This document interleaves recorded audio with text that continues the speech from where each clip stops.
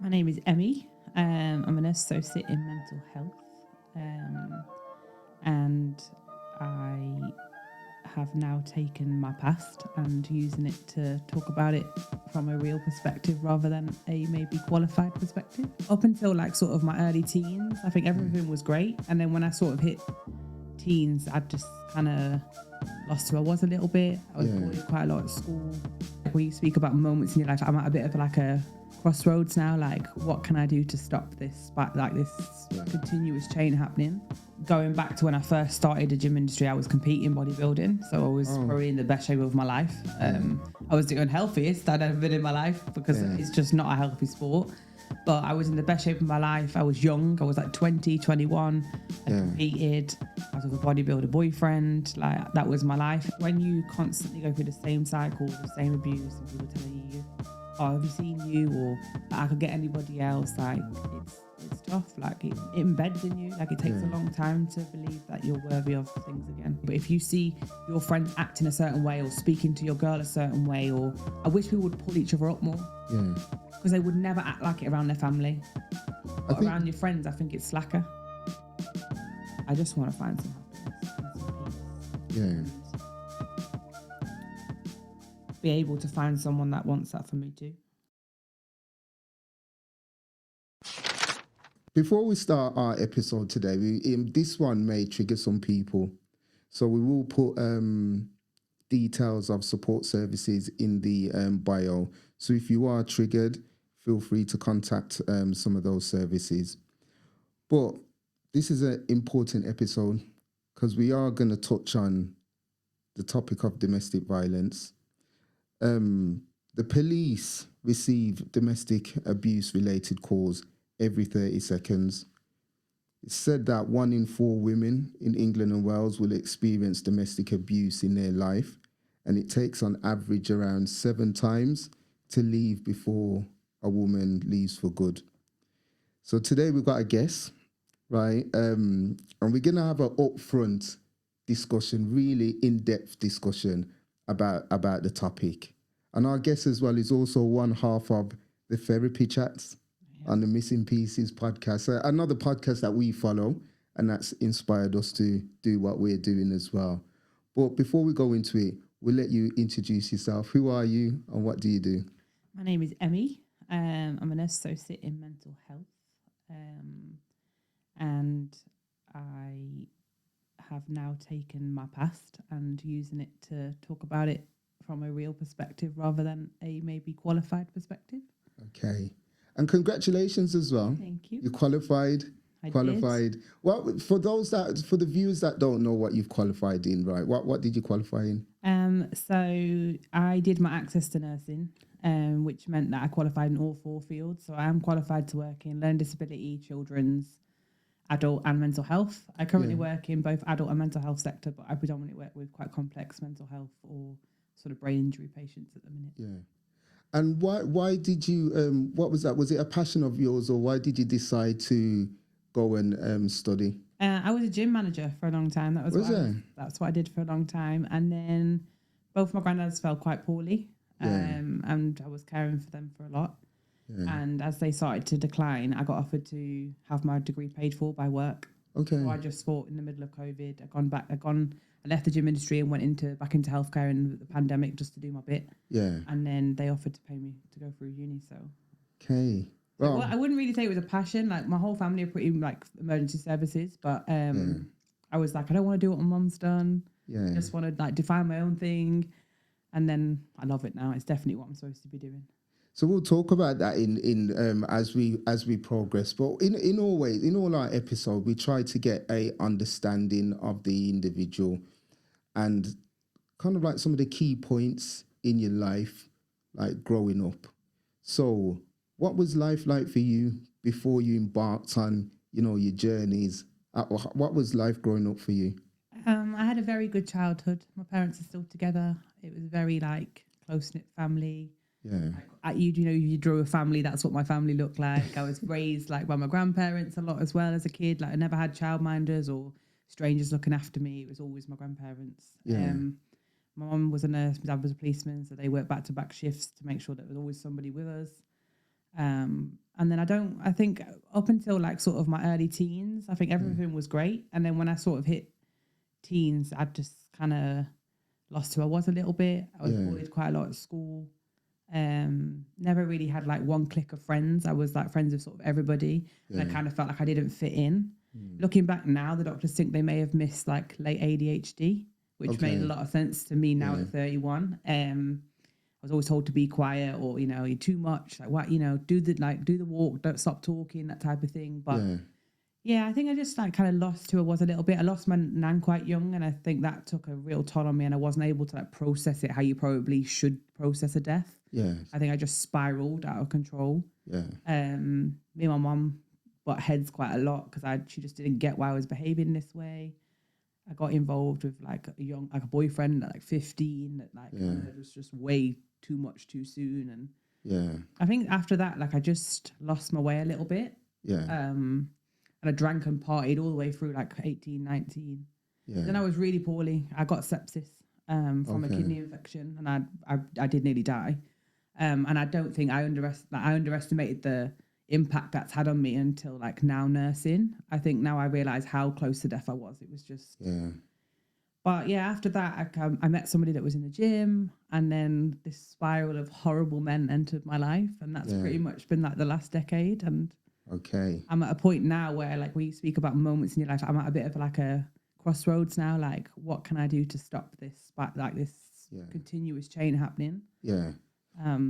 And those years as well, because I always say the years between, I'd say probably 12, 13, between that age and 18, it's where you're trying to discover yourself, right? And as you said, like you was butting heads with your mum, and that happens around that age group, definitely. Isn't it? And my dad was obviously a policeman, so he'd seen the worst of the world.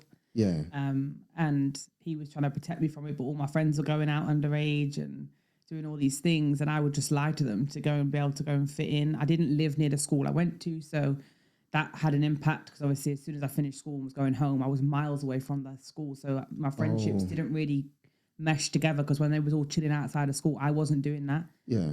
And I did as a kid, I did lie to bend the truth, and if they went out, I'd have people over to my house and got caught out every single time. Yeah.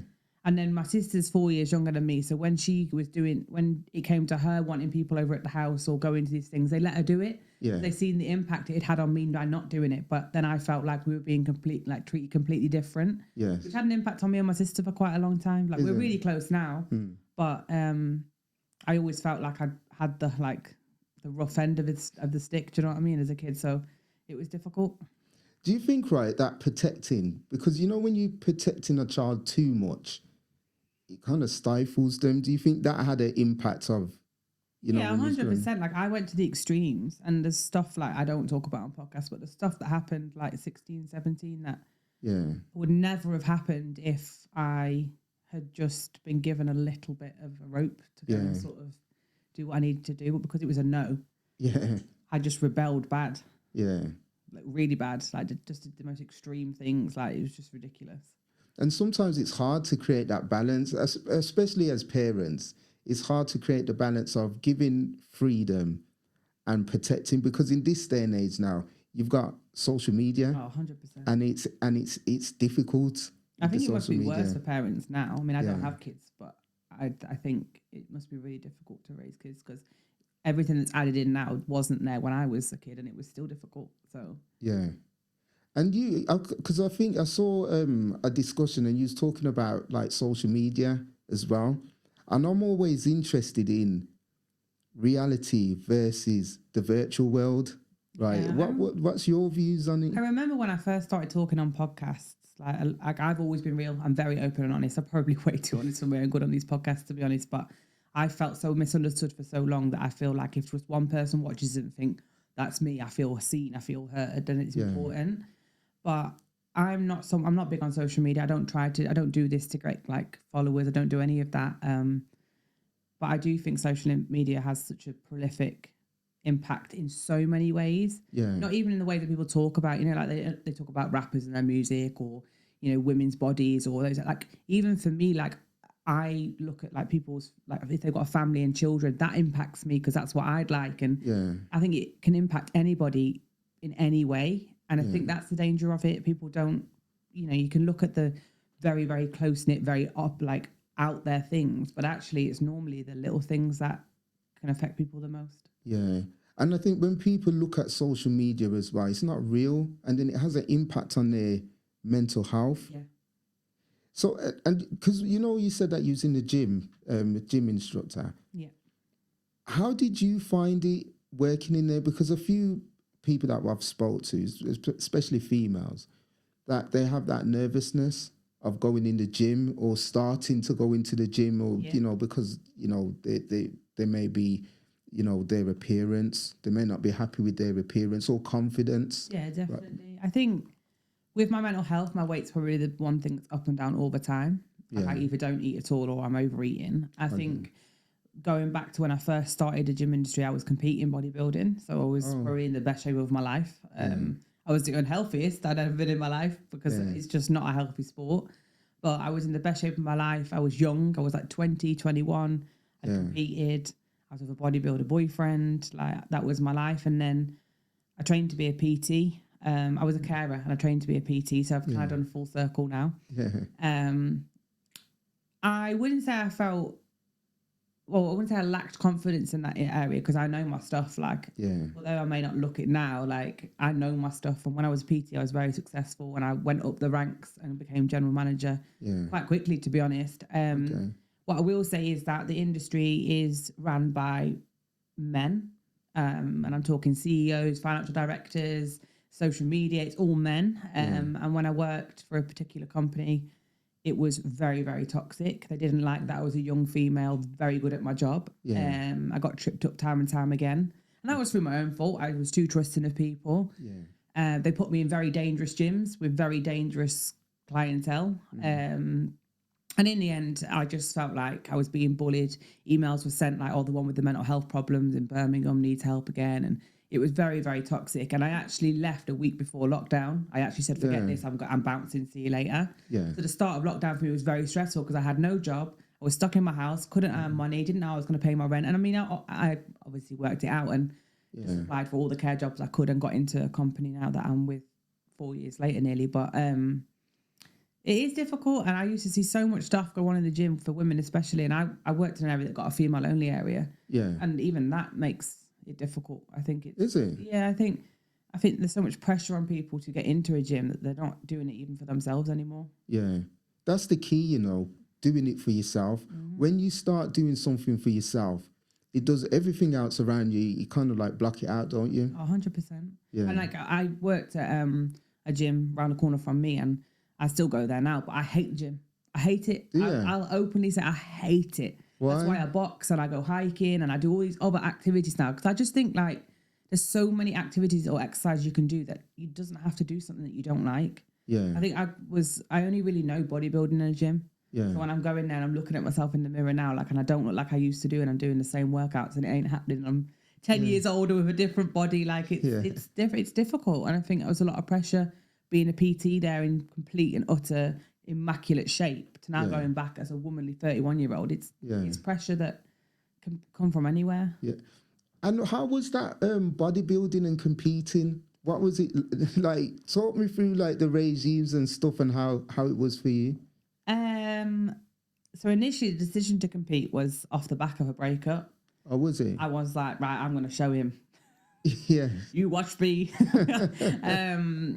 And I really struggled. Like I'm not really built to be petite, never have been. I really struggled being that low weight as well. I literally look like a lollipop with a head, like my head and just a very stick thin body. I mean, I'm really proud of myself that I did it. And I did, you know, I come second and I did what I set out to do. I mean, he was that toxic. He even turned up to the show to watch me. Like it was just ridiculous. But I was so unhealthy. Like after on the back of that, the damage I'd done to my body that had already been damaged by sepsis was just ridiculous. But it's all that consistency as well, right? You know, my schedule was up at 4:30 in a gym, hour cardio, then I'd go and do 12-hour shift, and then I'd leave and I'd go and train for an hour, and then I'd do cardio for an hour. Yeah. Then I'd have to get my steps in if they weren't done. So my days were like 18 hours long. So you're already putting your body to the absolute extreme, and then you're having to work on top of that. And that's why a lot of athletes get sponsored, so they don't have to really, or they'll do like online coaching. Yeah. It gives them more time. But I never like regret doing it, but I will never ever do it again. You wouldn't do it again? Never. Never. Yeah. Okay, so look, today, right, we're gonna, because I do want to talk about trauma, right, and the impact of trauma and the benefits as well of talking. Things like this is therapy. Oh, I use it as therapy for myself, just having conversations with people. And the more you have conversations, the more you grow in terms of your mindset. But take me back now to the time frame now where you would say your relationship was good, right? It was, good times, and how you met, your ex. So I lived in a very small town. He was very popular. He stood out. He was always in the gym. I was really a nobody. I just used to party. That was just me. And then I think I'd seen him in a gym and we'd spoken or whatever. And then I got him on social media, and he was stood outside the club after, and I was driving, and I said, "Do you want to lift home?" Don't know what I thought I was going to gain by that, but I said to him, "Do you want to lift home?" And he was like, and we sat in the car outside his house for like 5 hours till the sun come up. Yeah. And we just got on, and then we trained together, and then we got together. But I just remember everyone being like, "Why are you with her, bro?" Like people were writing that under his posts, like, because I was a nobody, like, because he was so popular and everybody loved him. Like, people weren't understanding where this, like, girl next door had just come from, and like, but it was just like a moment where I said, "Do you want to lift home?" And that's how the conversation started. Yeah. And everything went like really fast, really quickly. Like, I was like the cat that got the cream. I was like, I got him. Like, you know what I mean? Like, that was, and we moved in together after 6 months, and he was a proper mommy's boy. Like, she paid for everything, like for his career and whatever. We lived in this penthouse apartment. Yeah. Everything. I just lived the best life. I was like really, really happy. Yeah. And then he started competing. So that was like a different side to him, because obviously like the fun stopped, and I was cooking all his meals and sorting out all his clothes and traveling around the country and whatever. And then I think he just became so absorbed into that industry that I was just like, became his assistant. Yeah. And the bigger he got in the industry, obviously more girls were messaging him, and he was around girls in the industry, and I think the temptations were there. Yeah. And I'm so like, I was raised by a policeman, do you know what I mean? I'm very aware of my surroundings. I see everything. Even if you think I haven't seen it, I have. And I just started to question certain things, like, why are these girls sending you these pictures in underwear? Like, I just don't get it. Like, I get you're a coach and I get you're a PT, but I just don't get it. It was making me feel uncomfortable. Yeah. And he just got angrier and angrier. Yeah. He was taking a lot of steroids, and I'm not sitting here saying that steroids make you angry, but I do think they changed the dynamic of like maybe your system and your ability to like rationalize and stuff. And it just got worse and worse. Like, he just got more and more angry. Like, he never touched me like initially, like he never hit me or anything like that. It was just verbal, emotional abuse. And then he threw my keys at me one day, and it split my head. And I had to drive to work with this wound on my head and pretend I'd headbutted the cupboard at work, so that I could then go to A&E, because I didn't lose money, and I had to like lie to my parents. And he was shocked. Like, I think he was shocked he'd done it, but then it opened like the catalyst to this, like, oh, she's accepted it. She's forgiven me. And at the time, obviously, I didn't realize the implications of forgiving somebody like that. Yeah. And then it ended up, I was out on a night out, and I said, something ain't right, I'm going home. And I can't, because of how like trauma works, like, for those that don't know, like, you can actually forget things in trauma. And I can't actually remember whether we were together or whether we'd separated, but I was at the door banging off the door. Yeah. And I could hear people in the flat. And in the end, he came down, and my friend was in bed with him. And I just remember like trying to get to her. Like, I'm not really someone that blames the woman, but when it's your friend as well, like, it's, I wouldn't have said we were close friends, but we were close enough to be out on nights out, or, do you know what I mean? Like, we knew each other. And in me trying to get to her, I just got absolutely pummeled by him. Yeah. Ended up with, like, you could see my whole rib cage up my back, and I got multiple bruises on my face, and yeah, it was just a nightmare. Yeah. And after that, I mean, in terms of support or friends or family, was there anyone around, or did you feel that you could say anything to anyone? Or My mum knew, like, even like today, like my dad doesn't know certain things. Like if my dad had seen the way my body was, like, you know, my policeman or not, he's my dad. Do you know what I mean? I'm his daughter, so he would not have reacted well to it. I didn't even say to my mum he'd done it. It's a conversation that's never even happened between me and my mum. Like she knew, I knew, we knew, and that was it. But because of who he was, people didn't believe it. People didn't believe he'd hit me. People didn't believe that he'd had another woman in the flat, because he just made this narrative very quickly that I was just crazy. He'd made me look crazy. Oh, she turned up at the flat in the middle of the night banging off the door. Like she made me look crazy. Yeah. And it's only now that I've come on these podcasts and like said my piece about it, that people have messaged me from that same era, from the same town, being like, listen, like we believe you now. Yeah. And there is healing in that, but I think at the time I just felt so alone. I'd lost my best friend, I'd lost my boyfriend, I'd lost the person I thought I was going to be with forever. Yeah. I'd lost my home. Like everything just got wiped from underneath me, and the only thing you could say was, "Oh well, I wasn't happy, so I went elsewhere." Like, it was rough, real rough. And it took me a long time to let him go. You know, I did absolutely mad things. Like he was working at the NEC at an expo for bodybuilding. I turned up. Yeah. I just thought, stuff it. I was messaging a friend that he was on the expo with, like trying to link him, like just to make him jealous. Like, is that all after you know what like happened? I was still as well? trying to hurt him because he'd hurt me, and he just didn't seem to care. Yeah.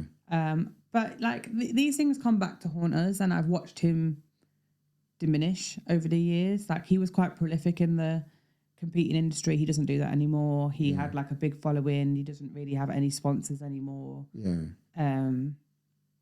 He doesn't look like he used to do. Let's say, like, I don't feel no way about not being with him anymore. Like, but I think because I'd learned to accept that for love, that then ricocheted through my next 2 relationships. Yeah. So all 3 of them have been horrendous. Like in terms of the violence as well, or is it more psychological violence for the other ones, or? So the next physical? got worse physically, and I just put up with it. Yeah. And then the third one, he was just like really mentally like draining, abusive. Just did what he wanted to do. Yeah. But because I did it, I genuinely just don't think I believed. I didn't know the difference. I just thought that's what love was, because that's all I ever knew. Like it's horrible. Like now I'm sitting here, like I'm thinking, you crazy person, like what on earth were you doing? But when you're in it, you know, I'm not someone to give up. Yeah. Like I try and fix it. I'll try and get back to how we were. I'll try and make you see that I'm worth it. But I just haven't got any fight left in me to be validated by men anymore. Like I know I'm good enough, but if you can't see it, that's not really my problem. And that's the thing. I think it's the important thing that you said. When you're in it, you can't see it. It's not something that you can see when you're in it. But there's a few things that you've said as well, which I want to probably touch on, because a few times you've mentioned that I'm nobody, right? And, you know, you kind of like shots that he's with you. Where has that kind of like come from? That thought process of, you know, with yourself, like I'm nobody. I don't really feel like I was praised much as a kid. Yeah. And this is a conversation like I've had with my parents. It's not something that's going to come out and they're going to be like horrified. I feel like when you're raised by 2 professionals in emergency services, you work to get better at your job. Like you're constantly looking to get better. And I think as the eldest in the family, you have to be like the sort of trial run. Yeah. My sister, you know, got away with murder. Like she was doing absolute madness, but I think she was always quite academic and she was always getting good grades and she had to work hard, don't get me wrong, but I just felt like the ugly duckling. Like that's how I felt.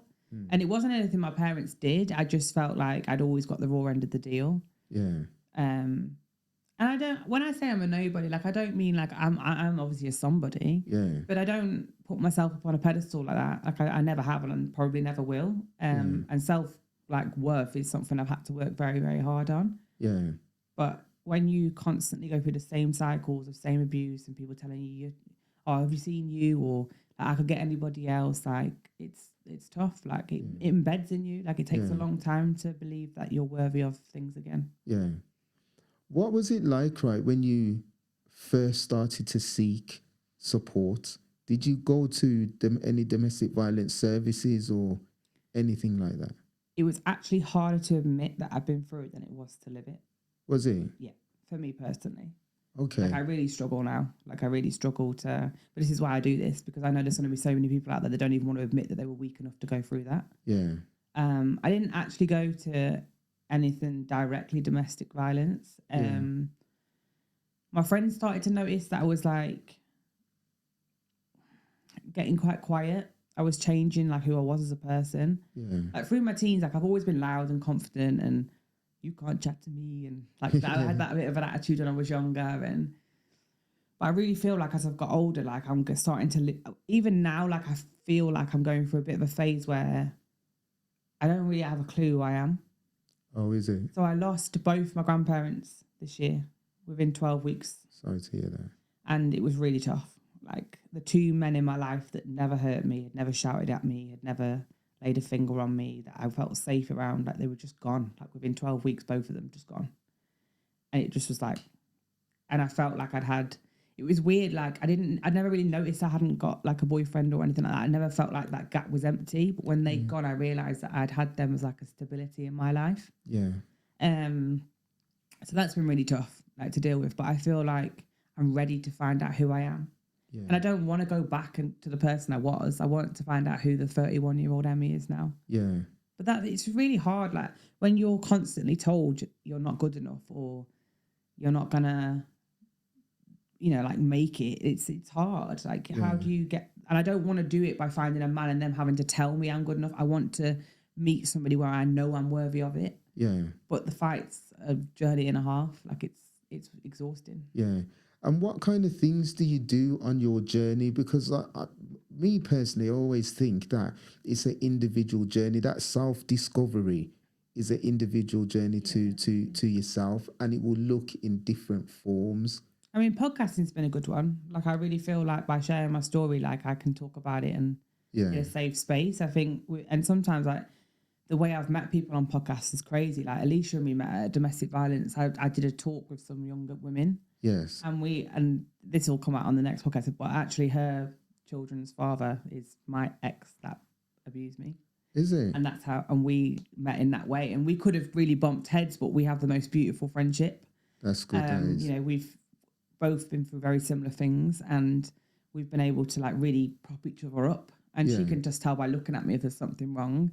But I think I started to do things on my own. Like I am a relationship person. I'm not someone to be dating. I hate dating. I can't stand the whole flipping time wasting thing. Like, why am I spending all this money going on dates and all this stuff and wasting all this time? Like, you either like me or you don't. But that's not the generational way right now. I really am a relationship person. So I don't do well on my own as such. So I started to do things on my own. I hike a lot, so I've done all the big ones. I saw that with your hiking. Went on a solo trip to Scotland and did Nevis, and like I set myself goals that way. Like, because when you're in your head hiking, like you have to be comfortable in it, and you go through all these emotions. Like, I can't get there, I can't do it. No, I am going to do it. Like, and it builds up your confidence. And then I started boxing. And I only did it initially to break the fear of not being able to protect myself, but now I absolutely just love it. I love it. And with the hiking, I mean, how do you feel after? Do you feel like vulnerable after, or do you feel, better that you've feel like with every success I've had, like it's been like a successful hike. I feel like I build in strength. Like I climbed Ben Nevis and I didn't actually make it quite the way to the top. It took me like 8.5 hours to do what I did. It was really hard, and there was no way I was upset at the top over not getting to the top of a bloody mountain. Do you know what I mean? It's not going anywhere. I can go back and do it, but I feel like I don't like to fail, or I don't like to feel like I failed. And that impacts me greatly. Like I was FaceTime my mum from a mountain way up in the sky, the highest one in the country, and like, I failed. And she's like, no, you haven't. Look where you are. Like, look around you. You haven't failed. You've done something that most people wouldn't even start to do. And I think that's something that I've really started to work on. Like, you don't have to get to the end goal to succeed. Even trying is a success in some aspects. So I think all these little things just make me feel like I'm worthy of it. Like I don't need to get to the end goal or whatever I set out. The goalpost might change along the way. Yeah. But it's a journey. And we have to keep trying to find different things. Like I've recently gone back on medication as well, which has helped massively. As in? Yeah. And that was a really hard pill to swallow, excuse the pen. But like I just wasn't ready to admit I needed help.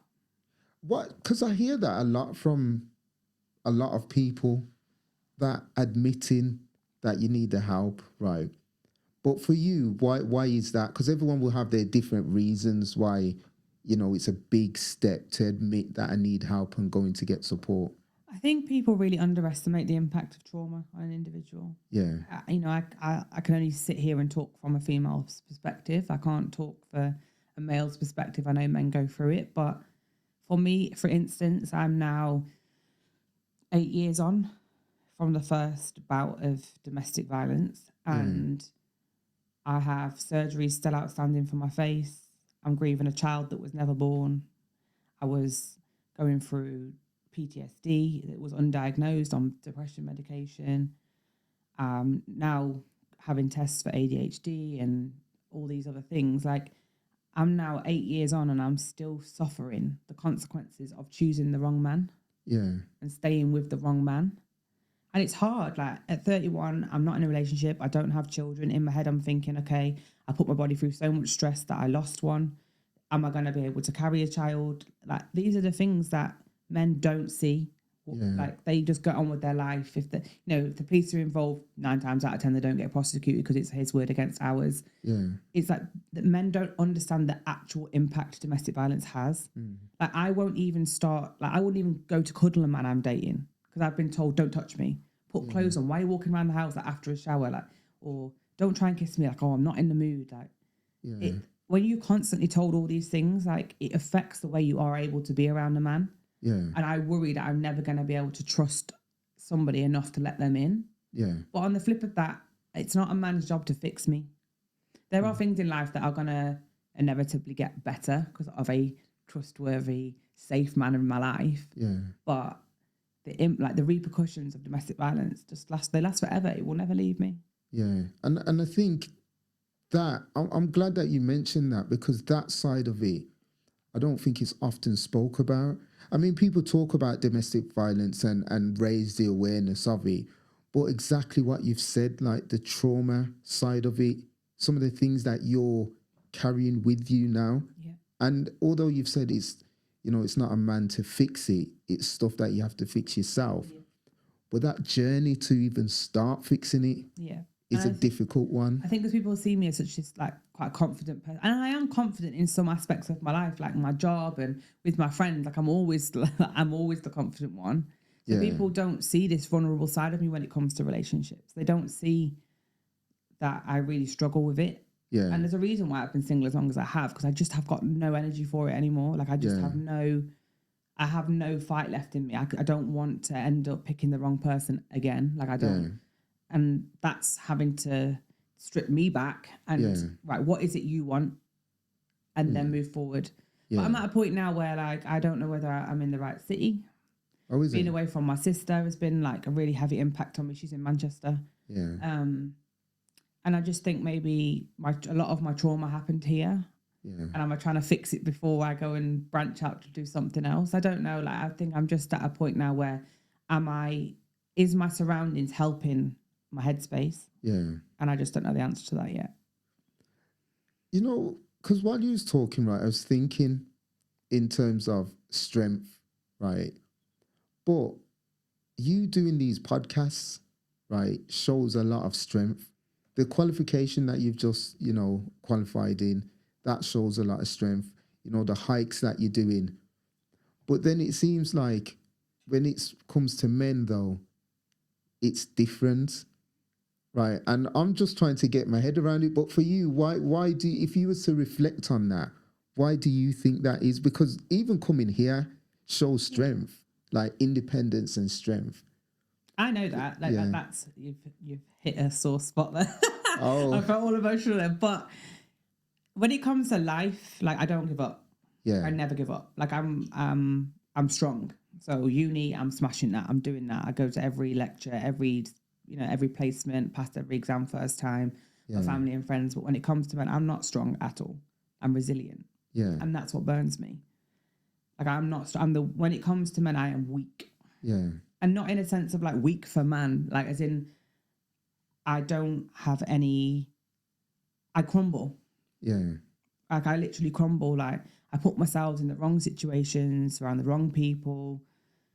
Like it's almost as like I date the wrong people because I don't need to get that far with them. I don't need to be vulnerable with them. I don't need to be like, I'm never really one to be like around a whole heap of men anyway. Yeah. Like if I'm dating you, regardless of the situation, it's only you. And that's how I've always been.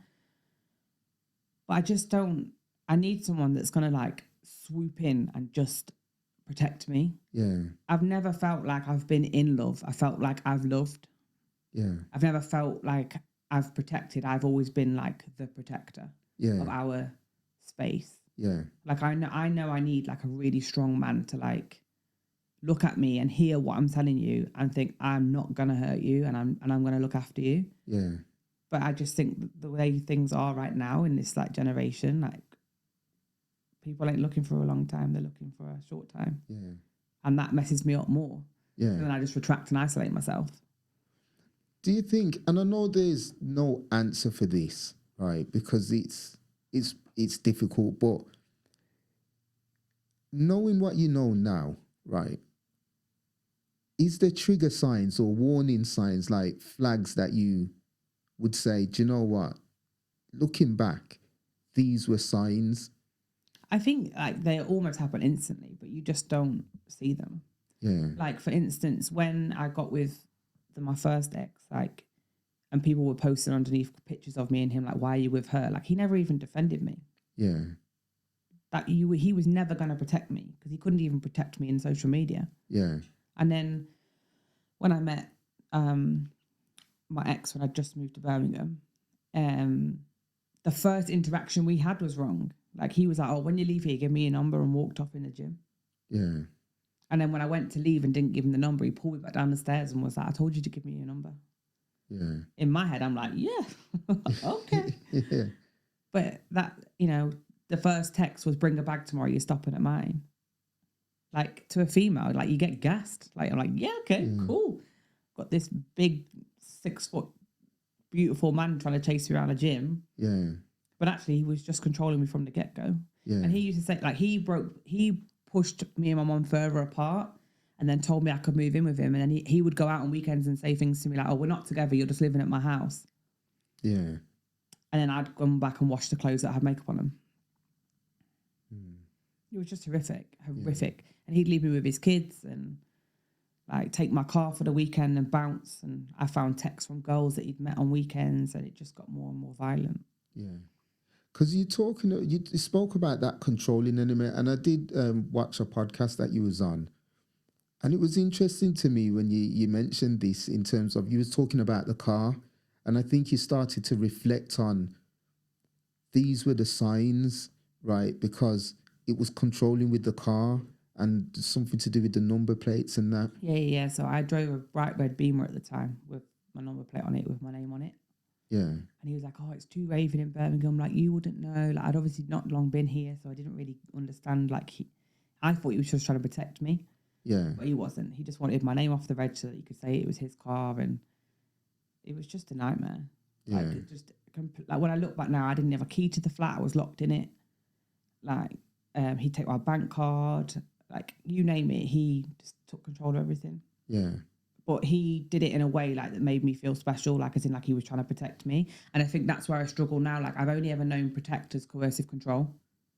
I don't know what it's like to be hugged by somebody and feel safe in a man's perspective. I've never had that. Yeah. So it's hard now to want to build a life for myself where I have somebody and a family and whatever that comes with. Yeah. How do I get there when I don't know what that's supposed to feel like? Yeah. And then I have the pressure of everyone.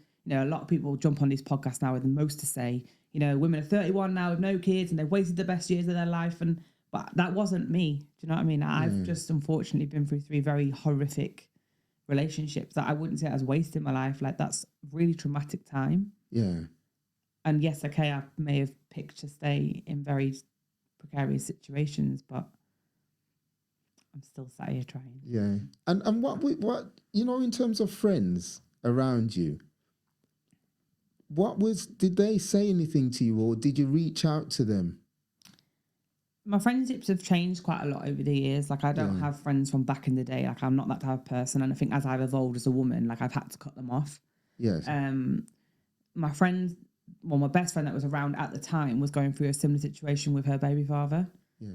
So I think because she accepted it, she was probably the worst person to have around me, because she was like, oh, it'll be all right. Don't, you know, like, we'll fix it, blah, blah. Because she was trying to fix her situation. Yeah. We don't speak anymore. Like, in the end, she chose a man over our friendship. But my best friend now has been through very similar things, but she's the strong one. So she's the one that left him, and she's got my goddaughter now. And like, they're very, very supportive. But at the time, I don't think people knew what to say to me. Yeah. You know, I was so hell-bent on being with these men. Like, they couldn't have said anything to me anyway. I would never have left because they come to me. They knew that. So sometimes I think they just kept the peace. Yeah. But then I wasn't really seeing them anyway, because when you're with people like, when you're with a man like that, they don't let you see your friends like that. Yeah. And if you do see them, it's like 100 missed calls on your phone. Like, where are you? Yeah. It's horrific. When did you realize now, or when did you get the strength to say, enough is enough, I'm walking away?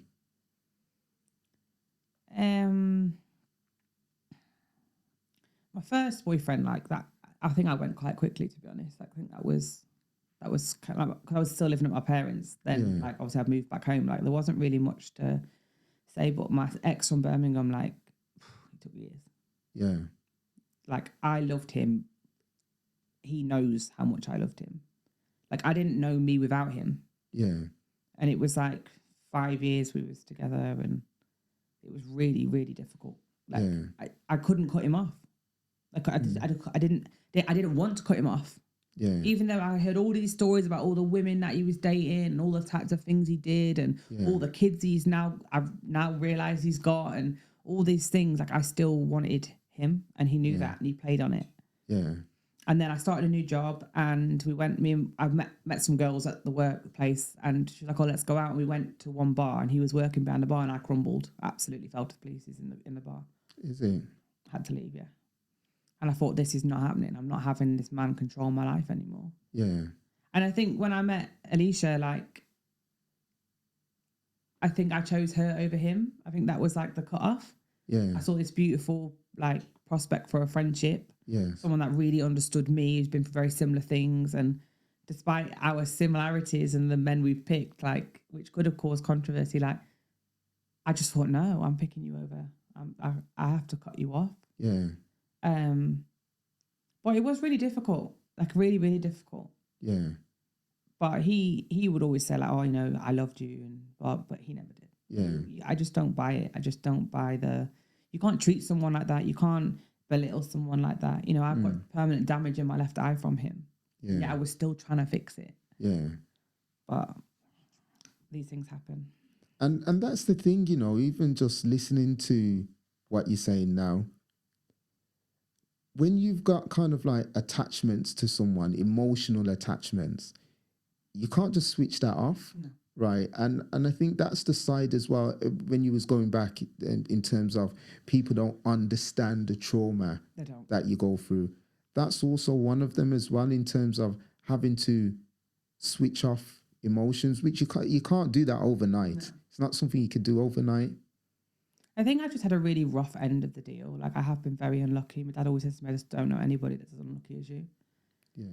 Like, I moved on and I met this man at the start of lockdown, and I was lonely and isolated in Birmingham. My sister was in Manchester. My parents were in Stafford, and like, I had nobody around me. I didn't know anybody in my workplace because I just started there, and I just met this man, and he was like a bit older. He was probably a bit too old for me, to be honest. And he just swooped me up. Yeah. And for the first time in a long time, I felt safe. I felt like this person's going to look after me. We were together just under 3 years, and he was married the whole time. Oh, is it? And you didn't? And all his friends and family were in on it, and I'd go to parties, and they'd make sure the wife weren't going to be there so I could go there. And it absolutely destroyed me. Yeah. like I really felt like I'd opened up for the first time post domestic violence. Yeah. And obviously on the back of that, and that's another thing people don't understand, like he never actually did anything to me during the relationship. Yeah. But post finding out, the abuse that I got was just absolutely horrific. Yeah. Like he never wanted to admit it, even though I'd spoken to her on the phone. Yeah.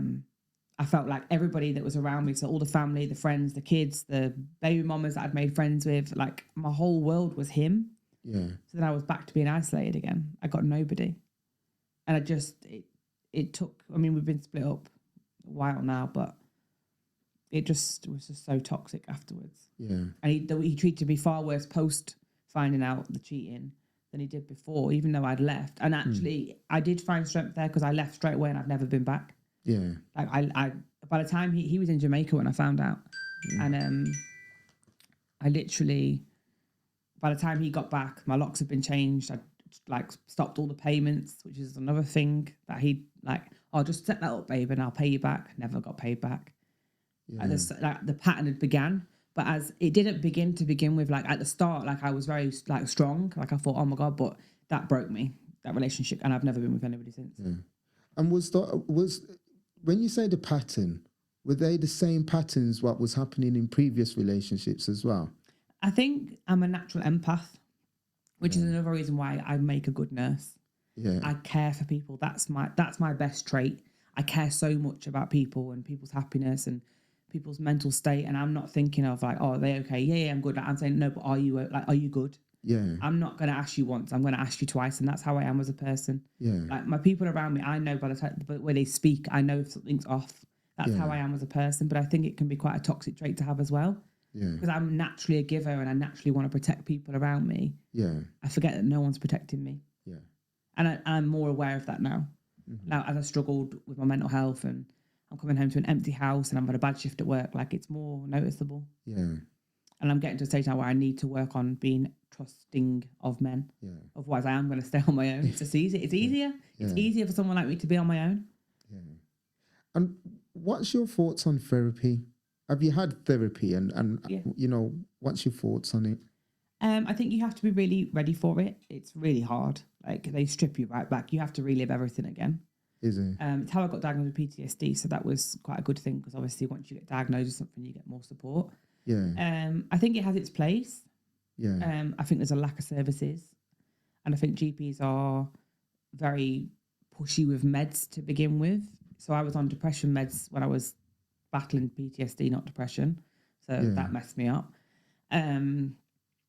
But I really feel like you have to, I think therapy is an investment. I think we're very quick to buy the shoes, the clothes, the cars, the things for your house, whatever, but it's expensive, but I think it's worth it. Yeah. I mean, I'm in grief counselling now. But I think you have to find someone you feel comfortable with as well. Like, you know, obviously NHS, they just put you with somebody. So Yeah. And the things now that you're doing with the podcast, especially with Alicia, why did you start that and what's your aims for that? I think we just bonded. Like, obviously, I mean, it's Alicia's podcast, but I know I've said to her from day dot, whatever you need, I've got you. Like, that's just that. And that's how, you know, we've not known each other 5 minutes, but like, she's family. Like, that's how she is. Like, she just gets me. And the same with my best friend as well. Like, when you've been through that as women, you connect differently. Yeah. Because you can show those women exactly how low you've been. Yeah. And I just think it's like her podcast is so important. Yeah. Because she's not trying to be the most viral or the most out there, or they talk about ludicrous stuff. Like, we're talking about real life stuff. Yeah. And I think as hard as I find it sometimes, and I come away from these podcast studios thinking, that was exhausting. I know I'm helping. You know, I'm on Instagram, I have less than 1,000 followers. Yeah. And yet I get 10, 15 DMs a day from women asking me to help them, or they've been through this, or would you recommend this, or is this coercive control? Is this man you know what I mean? And that makes me feel good because I think, well, I might save somebody half the pain I've been through. Yeah. And I think people, you know, come into your life for a reason. Definitely. And how you've mentioned how you've met Alicia and you've kind of like bond this friendship. I think the universe brings people to us, right, for a reason. It makes me accountable though as well. Yeah. Like, I don't really mention this much, but like, I'm sitting in these podcast studios talking about my life. Yeah. These men can't control me anymore because I'm one name away from outing you. And I Yes. will never do that. I will never sit here and say names. Yeah. But I know you're watching, and I know you know I'm one name away from outing you completely. Yeah. That's me taking control back. Yes. This happened to me. You did this to me. For those that know me and know who I was with, you now know who it was. Yes. But like, also, I can't sit on here and save women from trauma and then allow myself to fall back into them same scenarios. Yes. So for me, this has been the best therapy Yeah. because it's made me the most accountable. Yeah. And I think that's where I've got the most growth from. What kind of like advice would you give to a female listening to this episode? I think you just have to know what you want. Like what, how were you raised? How, if you saw things in your childhood that didn't sit right with you, don't accept them for yourself. Yeah. Not everyone's as blessed as me to have parents that are still together at 30 odd years of marriage. And, people did see really bad stuff, but that doesn't have to mean you have to accept the same. Yeah. I think you have to really know like yourself. And I think you have to know what you will and won't stand for, and don't ever waver off that line. Yeah. So, make that decision for yourself. I will never be treated like this by a man. I will never allow, and do not, it doesn't matter how much you love them. If they do it once, they will do it again. And then every time it happens, it gets worse. Yeah. I think you just have to really know what you stand for. Yeah. But I think for me, like I can see it a mile off now. I see the ways I tripped up last time and I'm allowing that behaviour. Yeah. I just don't allow it anymore. And I'm so cutthroat. I wouldn't say I'm high maintenance in terms of like being maintained, but in terms of like my expectations. Yeah. Will anyone ever meet the mark? I don't know. And with services, right? What would you say in terms of accessing services? What things would you say, if I was in charge or if I had the power, I'd do this to make it easier? I think for women in particular, it gets harder when you leave. Okay. So you've got to be prepared for that fight. Like you've got to be ready for it to get a lot worse. Coercive men don't like having that power taken. Yeah. So for me personally, I think there should be more refuge shelters. I think there should be more information on how to access them. Yeah. But it's difficult giving too much information because then obviously men find out where they are. Yeah. And vice versa. Obviously I can only speak from a female's perspective, but I've just gone to the GP and been put on medication. They automatically have to put you through therapy. They've told me an 18-month wait. 18 months. So all that time, then you'll be on the medication and waiting for the therapy. Yeah, but obviously I'm having private therapy, so yeah, I'm not too concerned about that. But for someone that may be struggling to find the ways out of their relationship, especially if you've got children involved, I don't think there are enough services, and the issue's only getting worse. Yeah. I really wish that men knew the damage they cause. Yeah. And for me, it's always men talking about, women with baggage and women with trauma, and she's 31, there's a problem with her, but it's your kind that's messed me up. Yeah. I wish men would stand up, like if you I think more men are starting to, but if you see your friends acting a certain way or speaking to your girl a certain way, or I wish people would pull each other up more. Yeah. Because they would never act like it around their family. But around your friends, I think it's slacker. I think these things help, though, by calling it out. Yeah. Because then, someone listening to this, they may have a friend that's acting in a certain way. They'll start calling it out and say, look, that behaviour is not right. Mm-hmm. But I think these discussions help that journey. I remember that I was, not even that long ago, I was walking down a road, a prolific road in Birmingham, let's say. And a woman was in the bus stop with her boyfriend, and he was punching the glass, like the perspex and there was a whole heap of men stood on the corner, all just stood there laughing, watching. And I intervened. I put myself in harm's way to keep her safe. And I actually got her a taxi, and it was her ex. And I said to them, what are you doing? How can you stand there when you've all got moms, sisters, daughters, and watch that happen in front of you? I don't understand how this behaviour became normal. Yeah. And that's what I truly think there's a misconception between what's right and wrong these days. Yeah.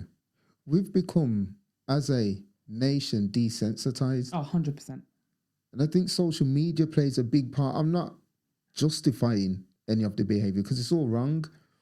But I do believe that we've become desensitized now to things. Whereas, you know, you just saying that years ago, that wouldn't happen. Never. But now you'd see people watching and probably getting their phones out and filming it and uploading it straight away for something to go viral. I'm always I would rather put myself in harm's way and stand up for what I believe in than say nothing. Yeah. I would always do that. There was an instance in a shop the other day where someone started being racist to the person, and I went absolutely ballistic. And I was like, no, we're not doing that. Yeah. You're not doing that in front of me. Like, I'm not standing. I don't stand for that. Yeah. And that's what I mean by when women are in these situations. What do you stand for? Yeah. What would you not like to see happen to your mom, or what would you not like? Like, stand for that and don't waver off it, because no one will ever hurt me again. Yeah. In that sense, with men, I'm very strong. You will never speak to me out of turn. Yeah. We can have an argument and you can still respect me. Yeah. Like, I know that now. That's exactly what I'm looking for. Someone that still chooses me through the rough times, but doesn't disrespect me in the process. Yeah. And people make mistakes, you know what I mean? But just don't ever embarrass me that way. Like, come to me and have that conversation. Yeah. But I will never, ever, ever allow myself or anybody that is in my immediate to go through that again. And that's why I like, right, these platforms, the direction of travel with a handful of platforms, because what they're doing with these is having these conversations and changing the narrative, because that's the only way you can start combating things now, is just putting this narrative out there. And even if it's one person that listens to it and watches it and makes that right decision. Definitely. My mum always said to me, Debbie, don't get involved. But I said to her, Mum, that could be one argument away from her death. Yeah. You don't know what the dynamic of that domestic situation. Yeah. I intervene and tell her I can help you. She might think, huh? Yeah. Someone will help me. Yeah. You don't know the impact you can have. And I always say, I will never be responsible for someone's downfall of their mental health. Yeah. I am the nicest person. I can be a bit stern at times, and I don't really take no messing with. Yeah. But I will never be the downfall for someone's mental health. I'm not a bully. I will always be the kindest I can possibly. I will help anybody. Yeah. Even if I can't give you what you want in that moment, I will always try and help you. And it's exhausting, because when you're that person trying to be kind all the time, and not many people are like that. Yeah. You know, people would rather film a homeless man than help them. I'm not going to give you my money, but I'm going to give you the services to find like shelter. Yeah. Yeah. You know, and that's how I am. And the other part, right, you spoke about is women with kids. Yeah. Because that's another, I think, a barrier in terms of accessing services, because the first thing that they probably think about is, if I go and access help, they may take my child away from me. Yeah, definitely. I think people have a lot of opinion about women and children and things like that. Like, it's a really sore subject for me. Like, people are so quick to judge me being 31 with no kids. Oh, there must be something wrong with her. Why has no one breeded her? Like, these are things I've heard off the back of podcasts. Is it?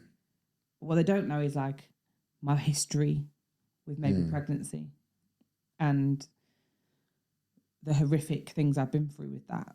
Like, they don't understand that. They don't understand that, you know, like, I only just said it recently. My mom and dad didn't even know that I lost one with my ex. And I've always blamed myself for it, because I always thought, was it me putting myself through that stress? Yeah. But I think, you know, women need to stand up for their kids. And I think if I had children in that situation, I'd rather them be taken for a short period of time to prove that I'm a worthy mother than leave them in a home where they could potentially be hurt.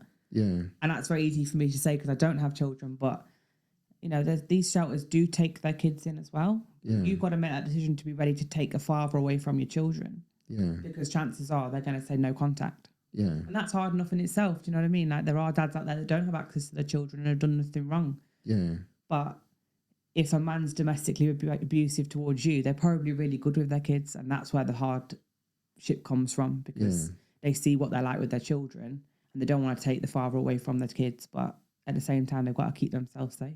Yeah. What does the future hold for you now?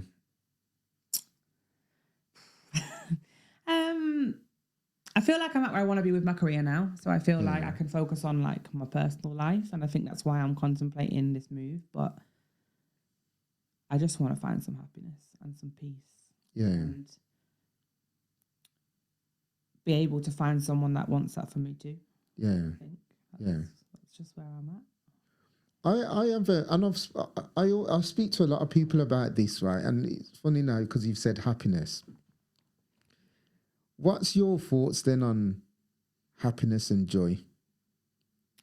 I don't think it can be a complete. I think without the ups and downs, I always like, obviously I'm in the medical profession, so your heartbeat goes up and down, and I think that's the journey of life. I've always said that without the lows, you can't have the highs. Yeah. I think for me, like it's just I need a more consistent heart rate is how I'd describe it. I think I'm one extreme to the other. Yeah. I'm either cardiac arrest or almost, on the slab. I think that's how I just like I feel like I've gone through the regular heartbeat mode and I've been fixing myself, but I just want consistency. I want someone to choose me and keep choosing me even through the rough times. I'm not like somebody that doesn't believe that rough times don't happen, but I just think for me, like happiness would be to feel safe and protected, and I just haven't felt that for a very, very long time. Yeah.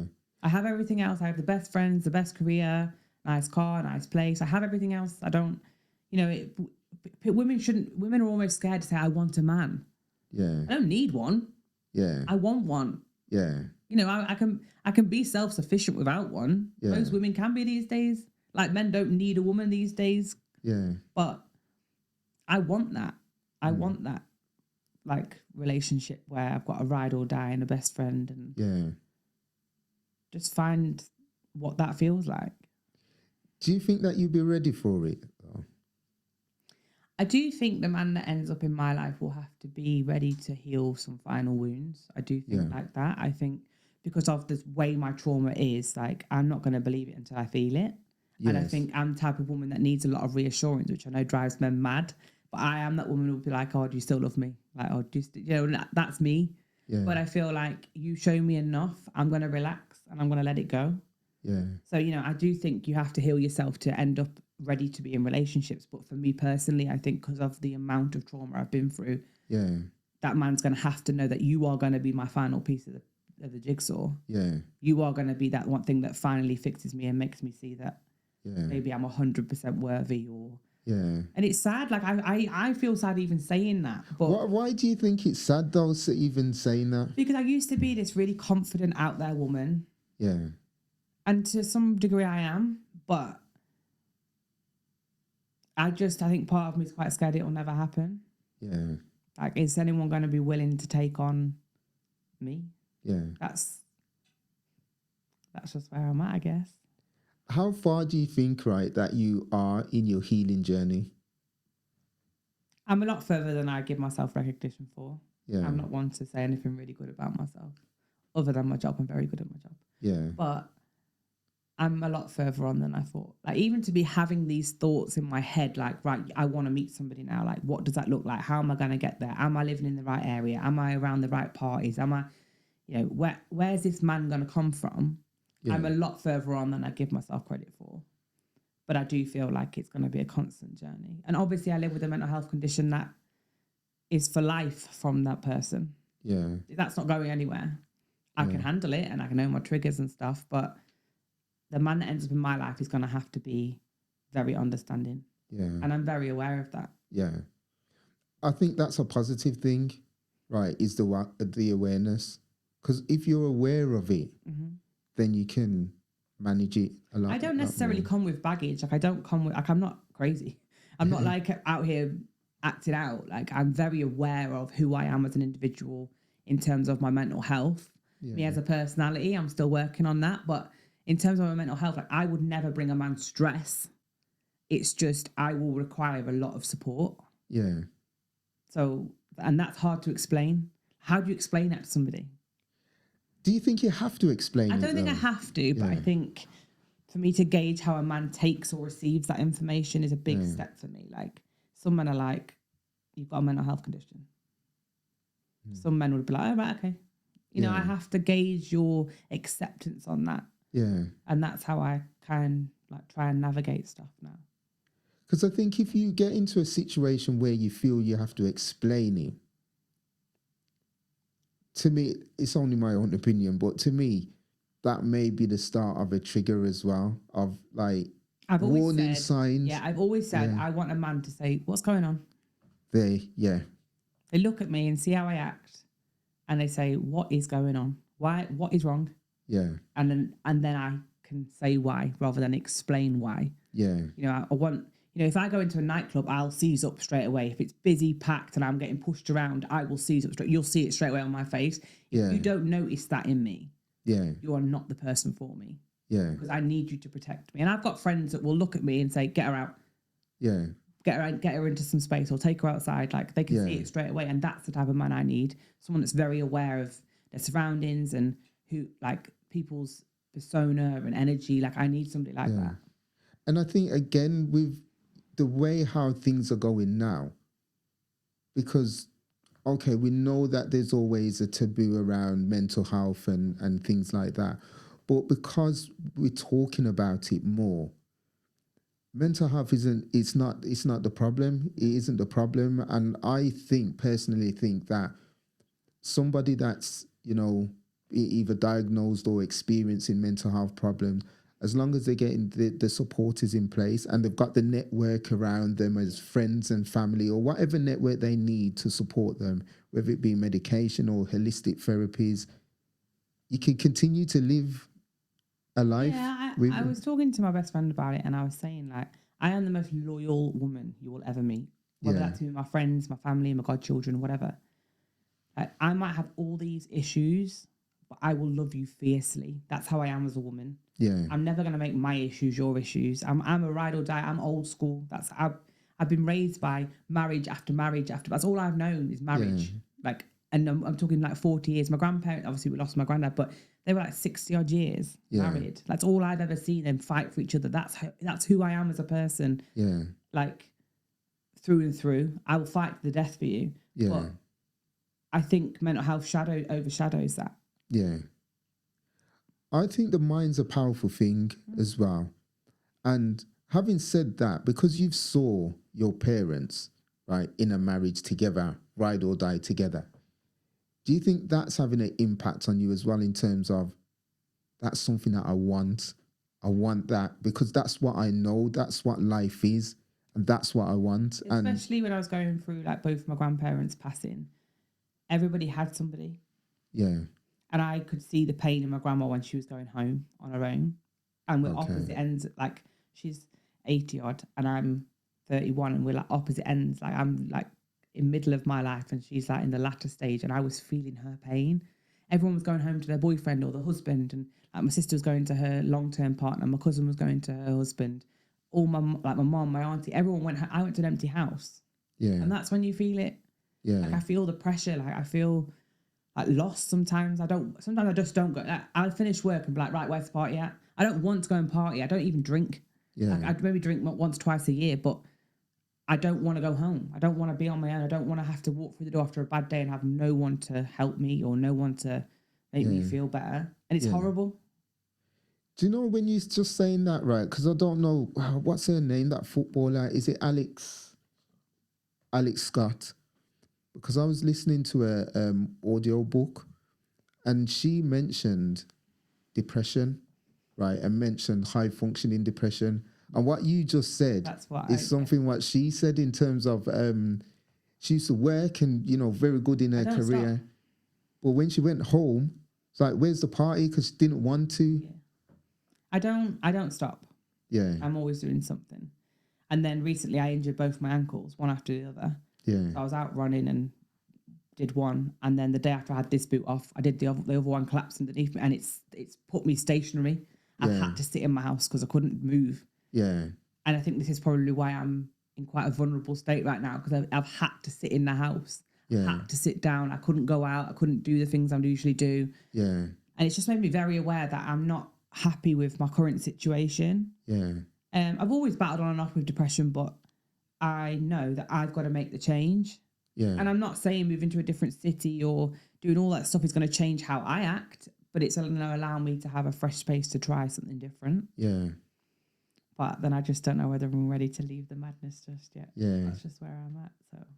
And it sounds like you're in that kind of like crossroads in terms of, okay, I want to move, but I'm not sure just yet. I feel like for the first time ever, like I'm in like, you know, that bit where pedestrians can stand in the middle of the two carriageways. Yeah.